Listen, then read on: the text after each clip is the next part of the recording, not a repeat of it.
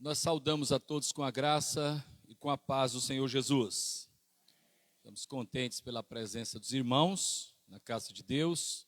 Saudamos aqueles que porventura estão acompanhando ou passarão a acompanhar pelas vias da internet.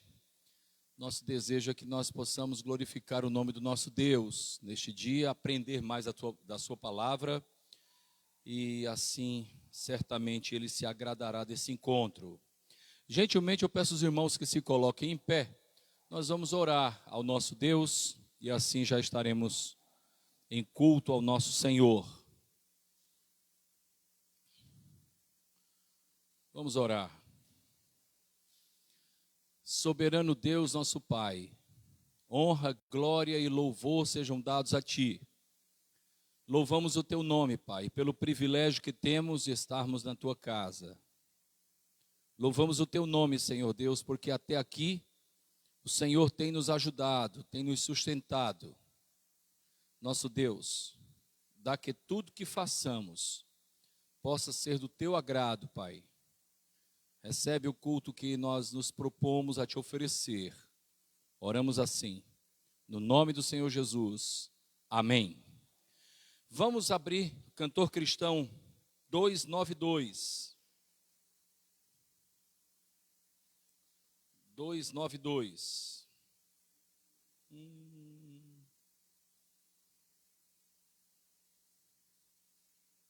Opa. 292. É um hino muito.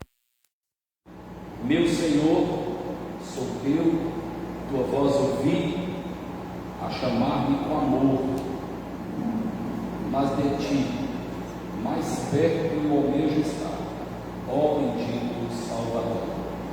Vamos cantar este hino alegremente? Meu Senhor, sou teu, tua voz ouvi, a chamar-me com amor, mas de ti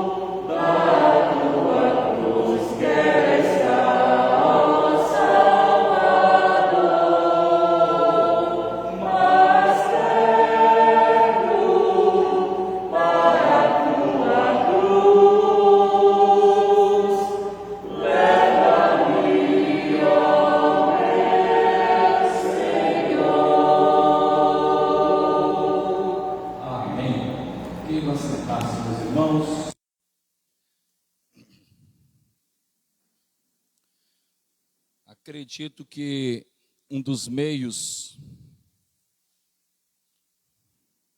mais oportunos que temos de estarmos perto do Senhor é por meio do conhecimento da sua palavra, daquilo que Ele deixou para nós. E nós estaremos, nesse instante, sendo ministrados pela palavra de Deus. Vamos aprender juntos a palavra do Senhor. Estamos contentes com a presença dos irmãos, estamos contentes com a presença do Igor, João Igor, meu amigo pessoal, meu irmão querido, e estou muito feliz pela presença dele conosco hoje. Vamos abrir então em Lucas capítulo 2, versículos de 25 a 35. Evangelho segundo Lucas, capítulo 2, versículos de 25 a 35. Aqueles que estão acompanhando de uma maneira remota, também os encorajo a terem consigo a Bíblia aberta, para que possamos aprender juntos, como os irmãos aqui estão. Eu fico muito feliz. Às vezes, a Bianca tira uma foto do momento da leitura do culto dominical e me dá uma alegria tão grande em ver a igreja toda debruçada na palavra de Deus. Eu tenho, com tristeza digo isso, que às vezes vou pregar em outras igrejas onde grande parte dos presentes não tem consigo a palavra de Deus. Às vezes a tecnologia, ela pode criar em nós hábitos não muito saudáveis. Prego às vezes em igrejas que o texto é colocado no telão, tudo é colocado no telão, é tudo muito fácil e as pessoas não levam a palavra. Eu gosto quando os irmãos estão assim, como estão hoje, cada um com a sua Bíblia, tá? Alguns com aplicativo, mas com a palavra diante de si, porque aí nós podemos acompanhar individualmente aquilo que há na palavra de Deus.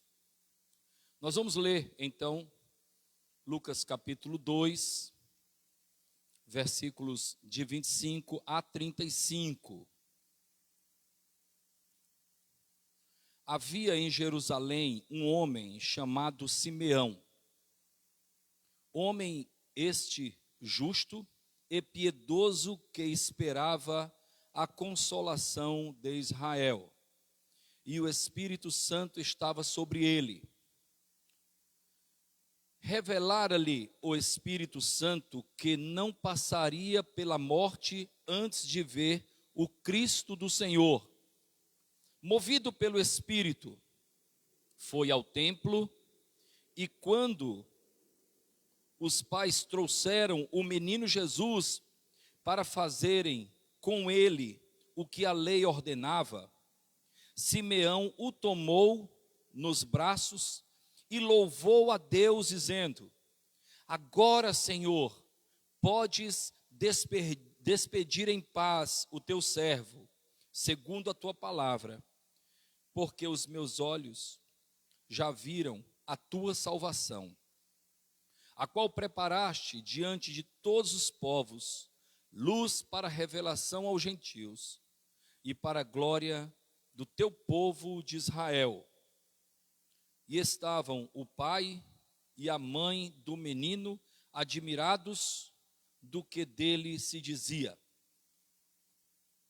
Simeão os abençoou e disse a Maria, mãe do menino: eis que este menino está destinado tanto para a ruína, como para levantamento de muitos em Israel, e para ser alvo de contradição. Também uma espada traspassará a tua própria alma, para que se manifeste os pensamentos de muitos corações. Amém. Amém? Muito bem. Nós estamos diante do relato do Evangelho de Lucas. Lucas, o terceiro Evangelho. o terceiro dentre os sinóticos. Sinóticos são vistos pela mesma ótica. São eles, Mateus, Marcos e Lucas. São evangelhos parecidos. João é um pouco diferente, até porque João já foi escrito no final do primeiro século, em tempo bem distante dos três primeiros. O evangelho segundo Lucas tem particularidades. A primeira delas trata-se do próprio autor, Lucas, que era o único autor do Novo Testamento que não é judeu. Ele era um médico grego. Outra particularidade é que ele era o único daqueles que escreveram os evangelhos que não tiveram contato, ou que não teve contato com Jesus. Ele não conheceu Jesus pessoalmente.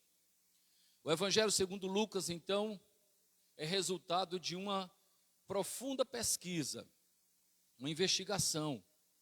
Lucas, então, procurou estar com aqueles que estiveram com Cristo, aqueles que visualizaram seus atos, aqueles que contemplaram aquilo que Cristo fez.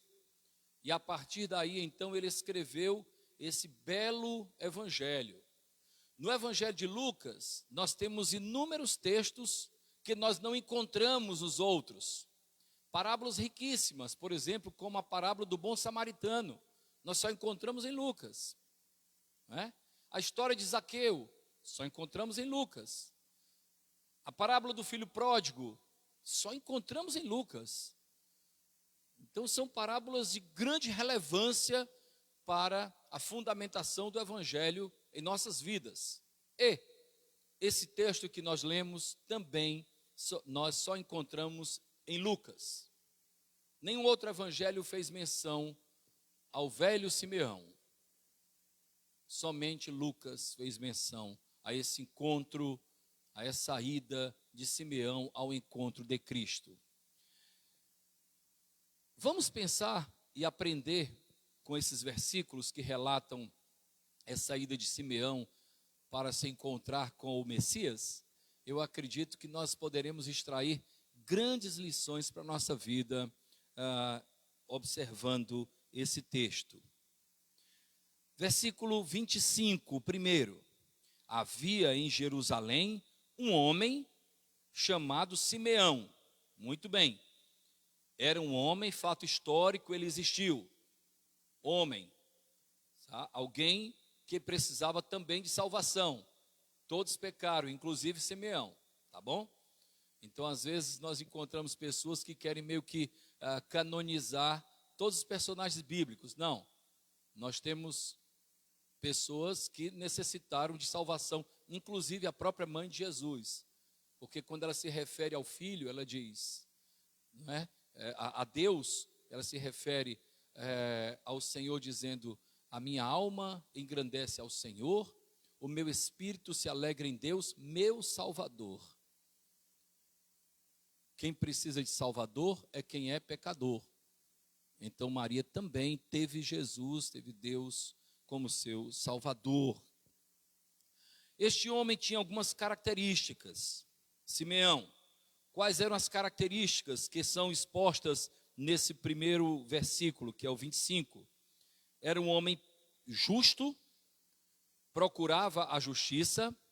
Nós aí já encontramos em Simeão uma identificação com Deus. Por quê?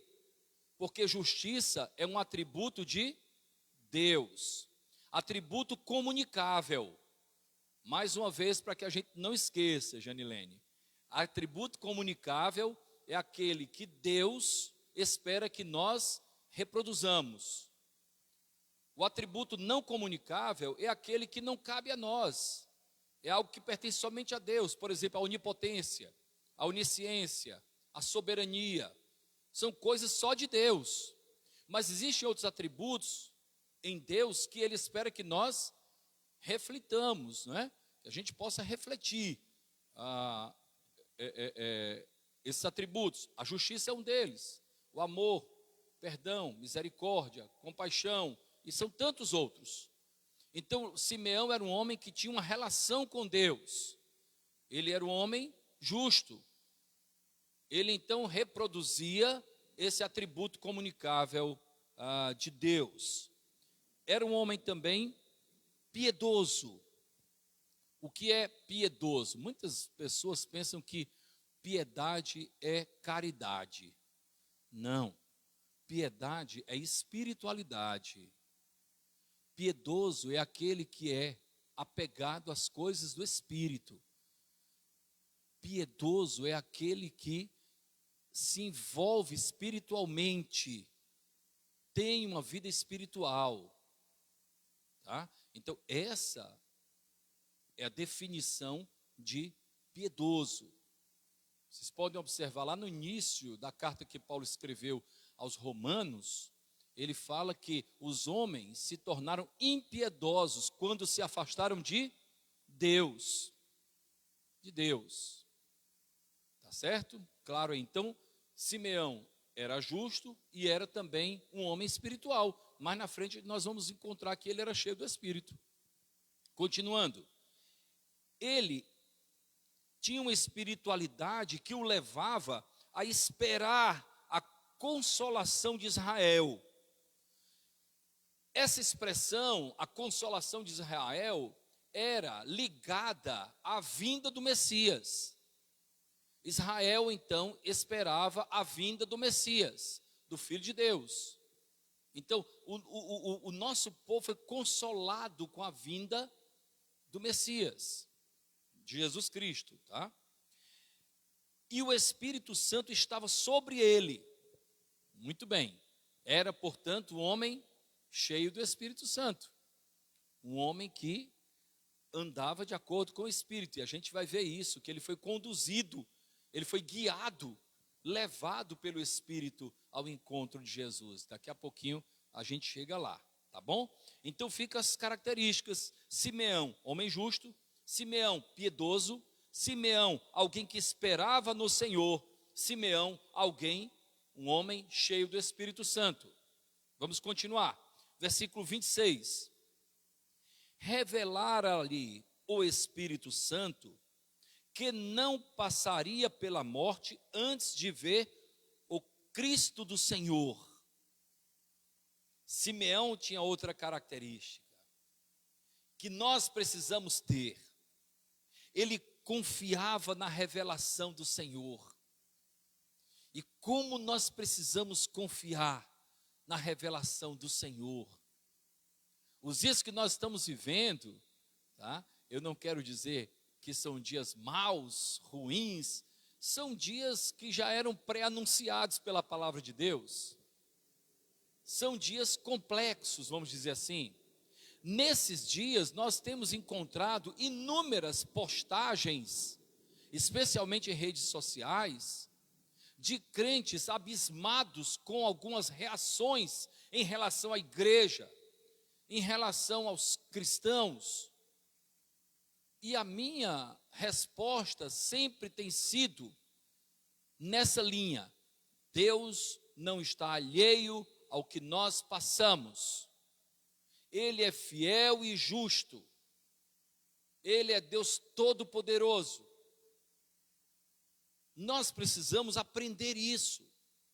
Simeão já estava velho, mas ele confiava na revelação. Se Deus disse que eu iria ver o filho dele, então eu não vou morrer antes que isso aconteça.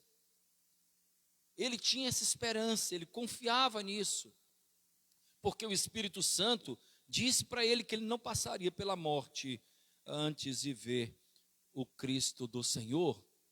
Meus irmãos, existem algumas coisas na palavra de Deus que precisam fazer parte da nossa vida, de uma maneira direta, que nós precisamos tomar posse, porque ela foi destinada a nós. A Bíblia foi destinada a nós. Quando eu leio, por exemplo, o Evangelho de João, ele foi escrito para crentes. Tem gente que pensa que o Evangelho de João é destinado para ímpio. Não, é para crente, para nossa edificação, para o nosso crescimento. Eu preciso, de fato, vivenciar essa realidade. as realidades colocadas no Evangelho para mim. Simeão, portanto, era alguém que tomava para si aquilo que Deus tinha revelado para ele. Você acha que Deus se engana? Você acha que Deus se engana? Não. As coisas de Deus são perfeitas. Eu me lembro de Jó, quando ele, lá no capítulo 42, não é? Depois de passar por tantos turbilhões, ainda não tinha tido a sua sorte restaurada, ele ainda assim disse: eu bem sei que tudo tu podes, e nenhum dos teus planos pode ser frustrado. Nenhum deles. Então o nosso Deus, Ele é pontual. Ele tem desígnios para a nossa vida. Eu tenho dito muitas vezes, nós é que não compreendemos ou não observamos. Por exemplo, a lei da semeadura. De Deus não se zomba. Daquilo que o homem plantar, ele colherá, né? Ceifará. Então, a lei da semeadura. Nós vamos colher daquilo que nós plantamos. Semente boa, fruto bom. Semente mofada, velha, ruim, estragada, consequência ruim também. Então, é a palavra que está nos ensinando de uma maneira. Isso não é difícil de entender. Nós é que tantas vezes não agimos como se aquilo não fosse conosco. Agimos como se isso não fosse para a nossa vida. Quando a Bíblia diz assim: honra o teu pai e a tua mãe, para que o quê? O primeiro mandamento com promessa. Para que se prolonguem os dias. Estou vendo isso aí. Preciso honrar meu pai, minha mãe. É um mandamento com promessa. E é tão interessante porque mandamento, quando a gente vê uma promessa em um mandamento, isso é resultado da misericórdia de Deus. Porque mandamento não precisa de promessa. Se eu peço para mim, digo para minha filha assim, né? Sofia, pega um copo com água para mim. Tá? No dia que ela fala para mim, e o que é que eu vou ganhar? Aí ela vai ganhar uma coisa que não é muito agradável. Vá lá e pegue. Estou mandando.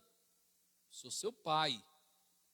Certo? Agora, por um ato de misericórdia, eu posso muito bem dizer assim: Sofia, pega um copo de água para mim que eu te dou um chocolate.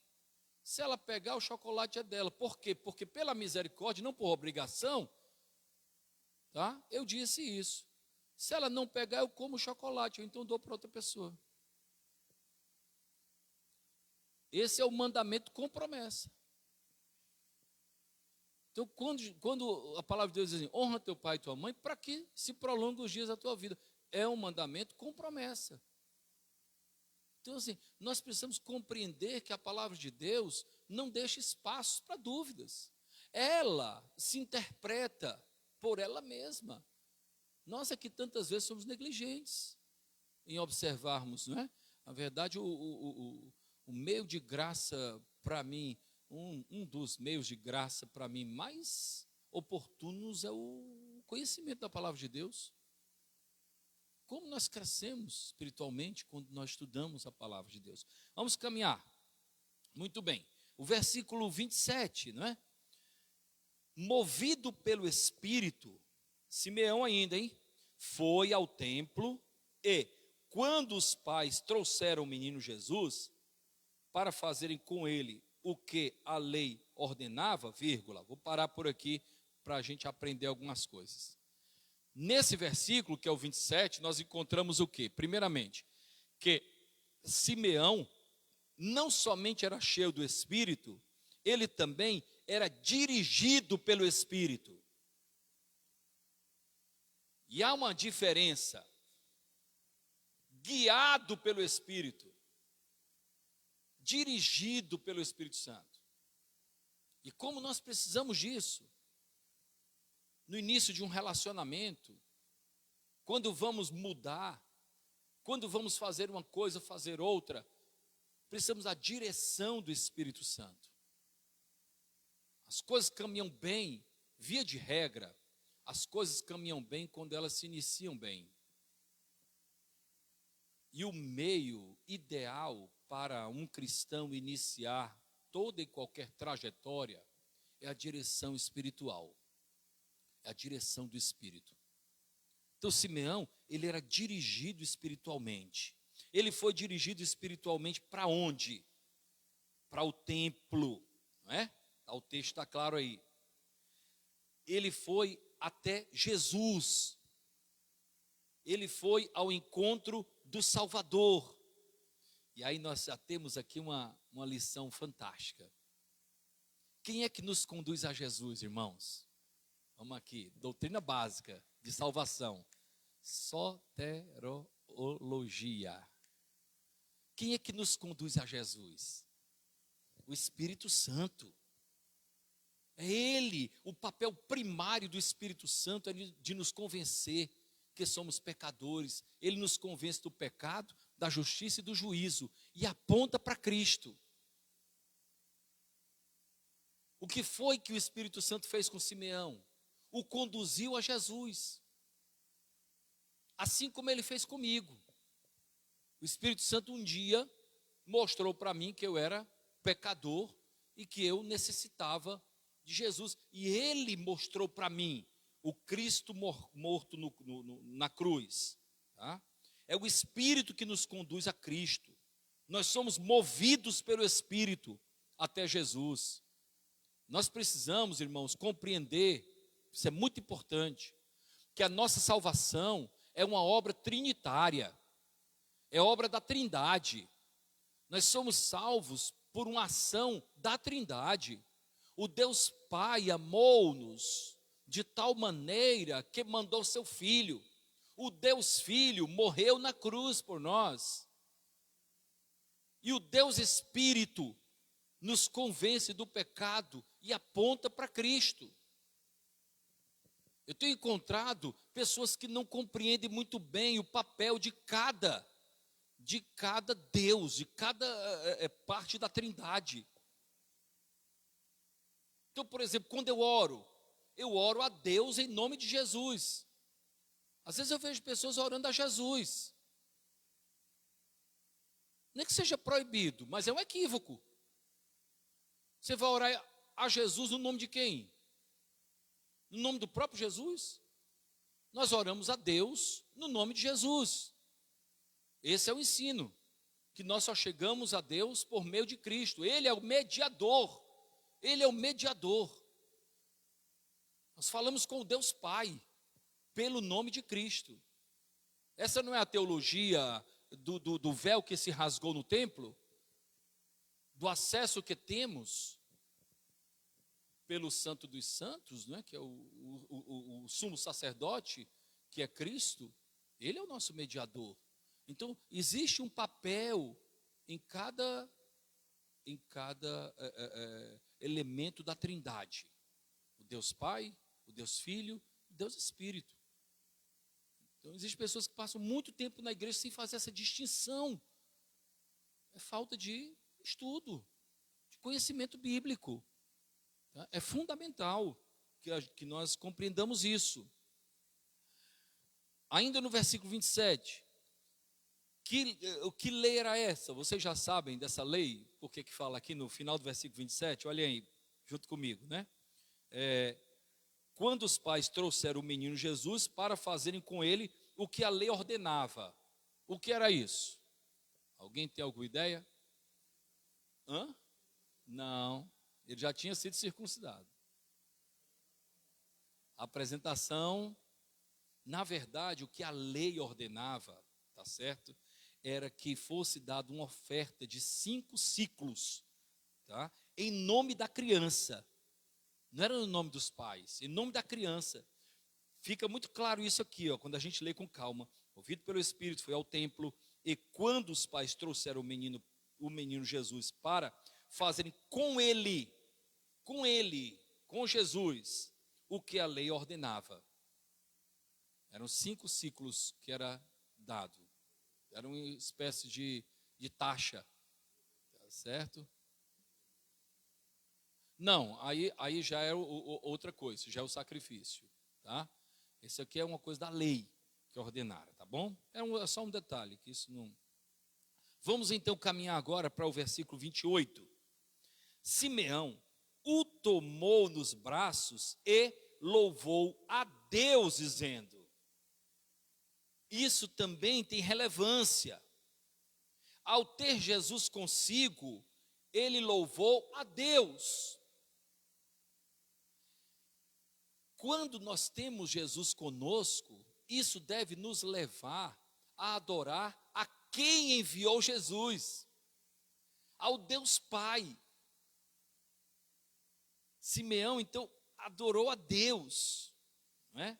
A presença de Cristo conosco deve nos levar a louvar o Eterno, ao Deus Eterno, ao Deus Pai, primeira pessoa da Trindade, tá certo? Tá claro isso? Então Simeão pegou e adorou ao Pai. De que forma ele adorou? Eu preciso agora ler os versículos 29, 30 e 31, para a gente crescer. Não perder o contexto. Agora, Senhor, podes expedir em paz o teu servo, segundo a tua palavra, porque os meus olhos já viram a tua salvação, a qual preparaste diante de todos os povos, luz para revelação aos gentios e glória do teu povo de Israel. Até aqui. Vamos observar o que diz. As ações de Deus são condicionadas às suas palavras e às suas promessas. Como assim, pastor? O senhor está engessando Deus? Não. É porque Deus, Ele é fiel àquilo que Ele promete.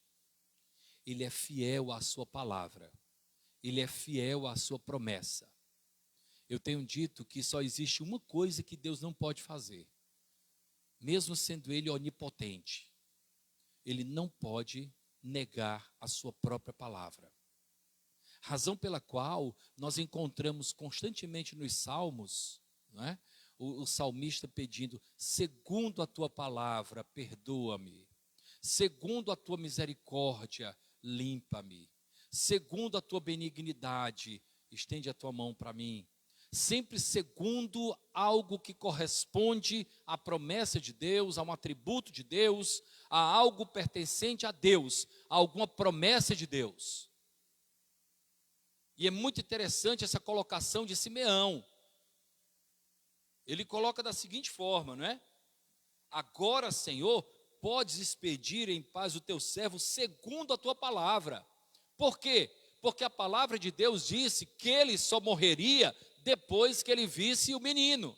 Percebem isso? Então a fidelidade de Deus àquilo que ele promete é grande. Segundo a tua palavra, agora tu podes me levar, agora eu posso morrer. Nós precisamos ter essa compreensão também. E como é bom nós estudarmos a palavra de Deus, porque quando nós observamos aquilo que Deus colocou para nós, há um descanso na alma profundo, porque nós sabemos que Ele é fiel à sua palavra. É uma palavra eterna. Os céus passarão, a terra passará, mas as minhas palavras, diz o Senhor, permanecerão para sempre. Então, segundo a tua palavra, tu podes despedir o teu servo. Por quê? Versículo seguinte: porque os meus olhos já viram a tua salvação. Jesus, então, era a encarnação da salvação. Ele é colocado no Evangelho de João como verbo, começa assim, não é? No princípio era o verbo estava com Deus e o verbo era Deus. O verbo, não é, se tornou gente, habitou entre nós e vimos a sua glória como a glória do unigênito do Pai. Então Jesus é apresentado lá como verbo. E o que quer dizer verbo? O logos, nesse contexto, a ação do Pai. Então em Cristo nós temos a ação salvadora. Os meus olhos viram a salvação, viram que tu agiste. E o nosso Deus é caracterizado por essa iniciativa. Vocês lembram quando ele convocou Moisés para tirar o povo do Egito? Como foi aquela primeira revelação? Eu vi a aflição do meu povo que está cativo no Egito. Vai lá e livra o meu povo. Fazendo um paralelo para a nossa realidade, ele viu a nossa aflição e enviou o seu filho para nos salvar. Jesus, então, é a ação salvífica para o homem da parte de Deus. Claro até aí? Tudo bem? Vamos continuar. Versículo 31. A qual, veja bem, ele está se referindo ao quê? À salvação. Essa salvação, a qual preparaste diante de todos os povos, luz para a revelação aos gentios e para a glória do teu povo Israel. Do que ele está falando? Ele está falando que a graça foi manifestada abrindo os olhos também dos gentios, se revelando também para você e para mim, para nós que não somos judeus. E ele diz, né? Termina, isso é muito interessante, para a glória do teu povo Israel. Por quê? Não tem como nós falarmos acerca da salvação sem nos lembrarmos que ela veio de lá.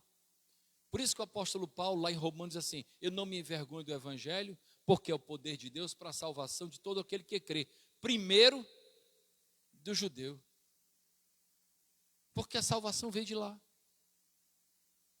Então, sempre é glorificado. Deus quis fazer daquele país, que é menor do que o estado de Sergipe, Israel é menor do que o estado de Sergipe, rodeado de inimigos, fazer de lá o berço da salvação. Por isso que é sempre lembrado em glória a salvação que veio de lá. Deus quis, vontade do Pai, desejo do Eterno, vontade do Soberano. Luz para a revelação aos gentios. Isso aí é maravilhoso, porque mostra claramente que Jesus Cristo veio para todo o que crê, para os gentios e também para os judeus. Versículo 33, né? Já chegando aqui na parte quase que conclusiva. E estavam o pai e a mãe do menino admirados do que dele se dizia. A respeito do quê? Do que Simeão estava falando, não é? Porque vocês podem imaginar algo muito interessante. Às vezes a gente está 2000 anos desse acontecimento, a gente vem já de um contexto cristão, a gente ouve pregação sempre, né? Então, assim, para nós é natural. Mas vocês podem imaginar o coração de Maria, o coração de José, mesmo o anjo tendo se revelado a eles, mesmo eles sabe, aí chega esse homem e pega o menino e diz assim: os meus olhos viram a salvação. É como que ele diz assim: cada dia vem uma coisa nova desse nosso filho. Os pastores vieram, e sabe, cada hora. Então os pais ficaram admirados do que se dizia acerca do menino. Cada dia. A grande verdade é que nós passaríamos a vida inteira somente encontrando atributos para o Senhor Jesus. Por isso que João, no final do seu evangelho, ele diz assim, que Jesus fez muitos outros sinais, né? Esses foram registrados para que vocês creiam.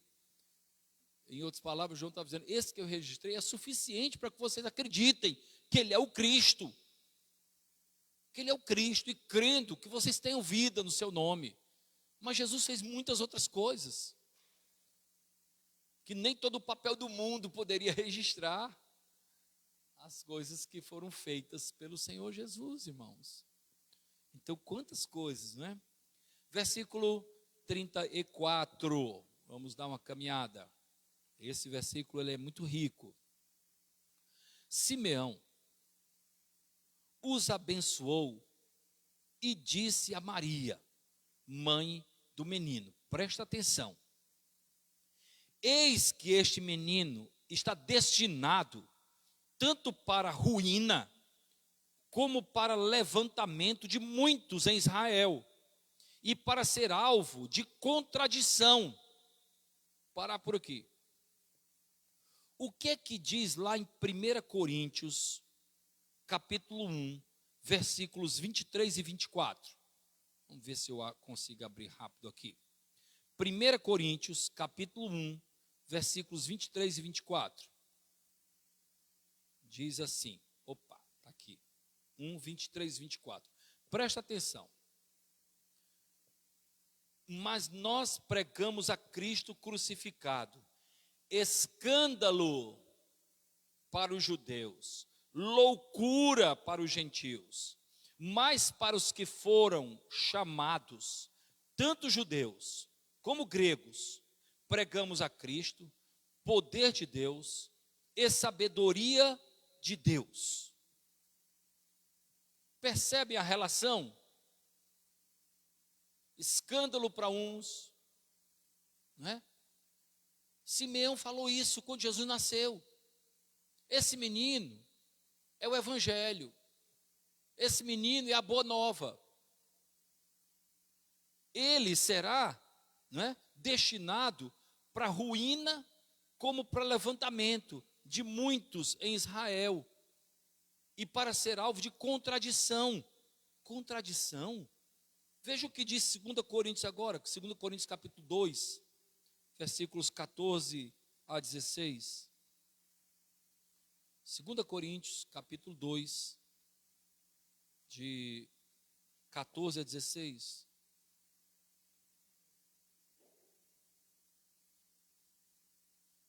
Dois, 2 Coríntios 2, 14 a 16. Graças, porém, a Deus, que em Cristo sempre nos conduz em triunfo, e por meio de nós manifesta em todo lugar a fragrância do seu conhecimento. Presta atenção agora. Porque nós somos para com Deus o bom perfume de Cristo, tanto nos que são salvos, como nos que se perdem. Como assim? Para com estes, os salvos, tá?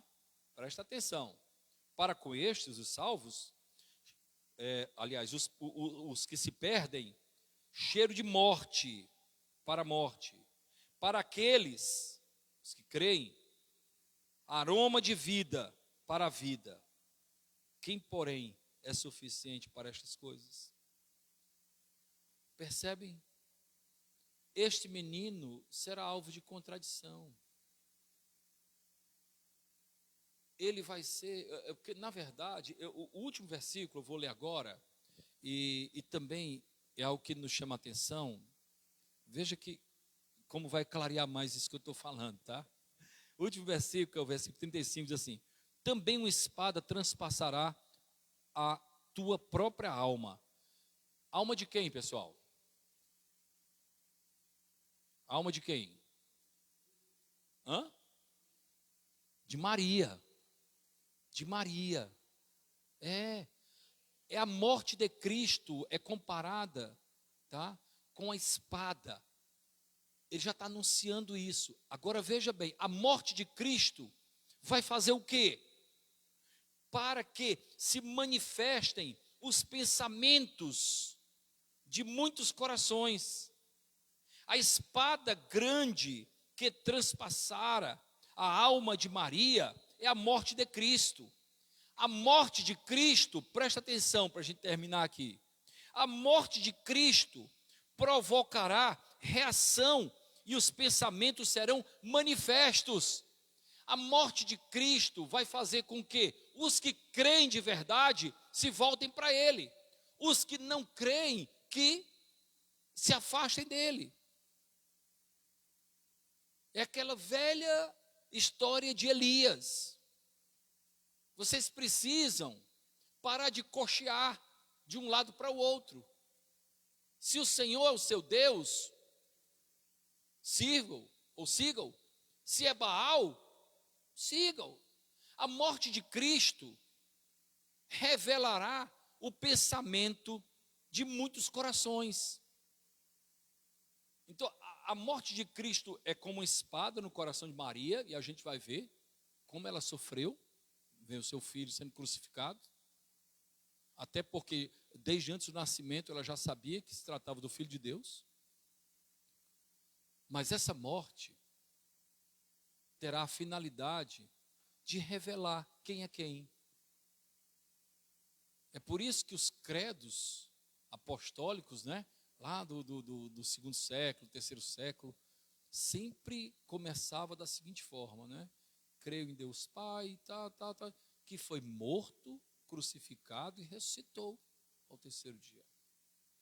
Então, essa definição de que Cristo morreu e ressuscitou, ela, de alguma forma, coloca-nos em uma condição de nos revelarmos o que há de fato no nosso coração.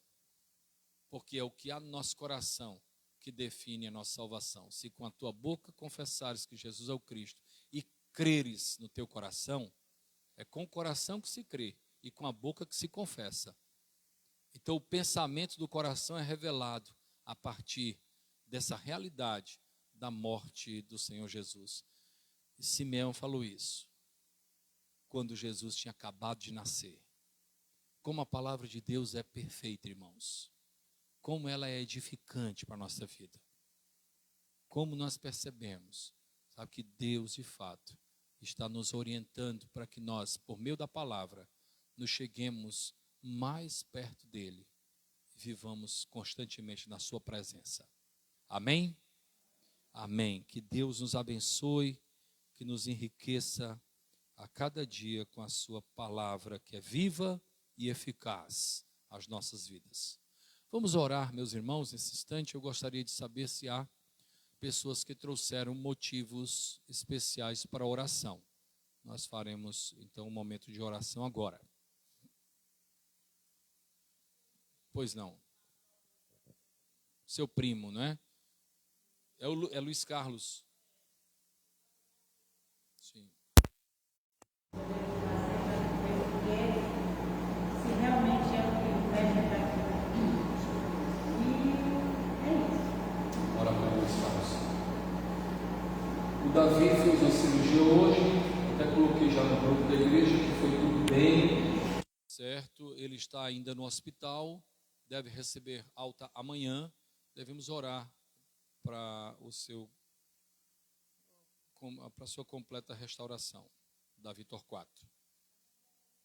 Dona Valda. Cirurgia do seu pai. Pode deixar, Bianca, eu repito, é melhor, porque não dá para entender de todo jeito no mesmo quando tira. A cirurgia do pai da irmã Valda. Como é o nome dele, irmã Valda? A senhora falou? Manuel Evangelista. Opa. Tá. Vamos orar pelo seu Manuel, sim. Mais um pedido. Silvana.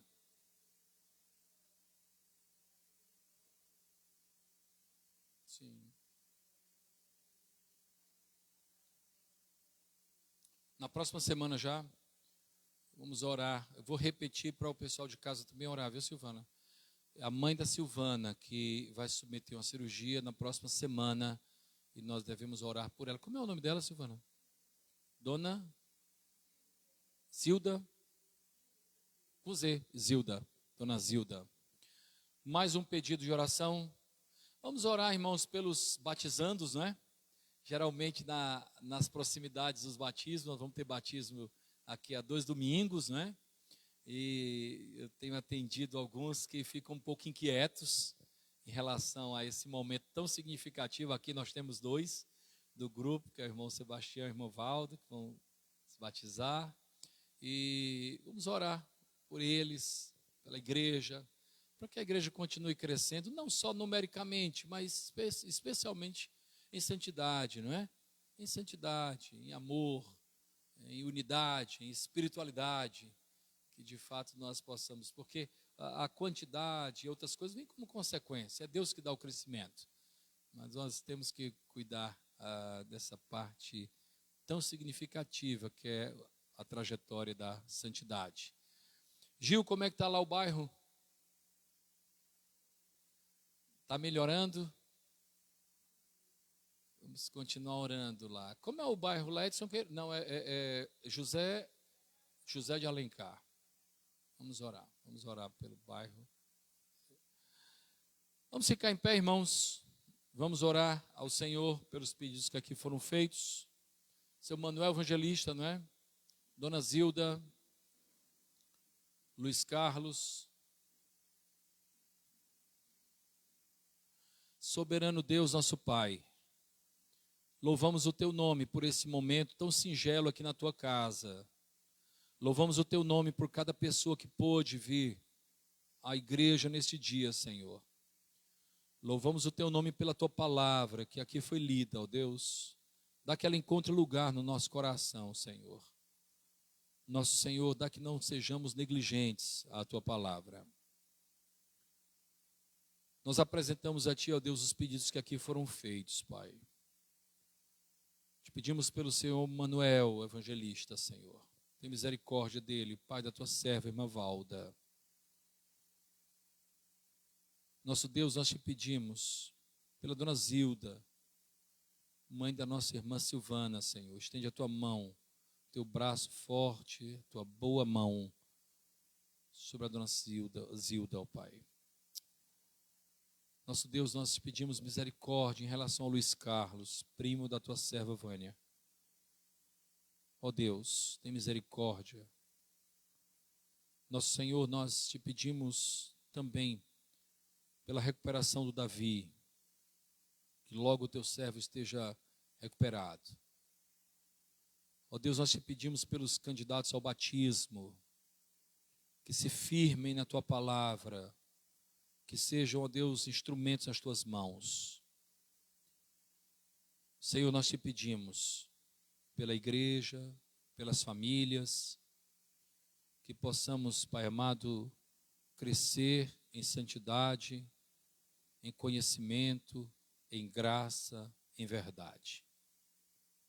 Nosso Senhor, abençoa a família do pastor Gerald Golson, ó Deus, consola o coração da Dona Verla, do Jeremias, da Raquel e dos demais familiares e amigos, Pai.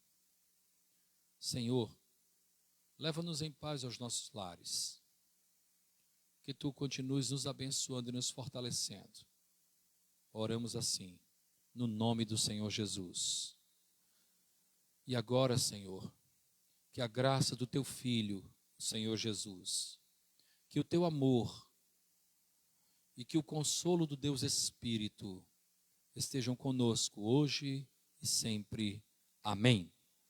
Deus abençoe, meus irmãos.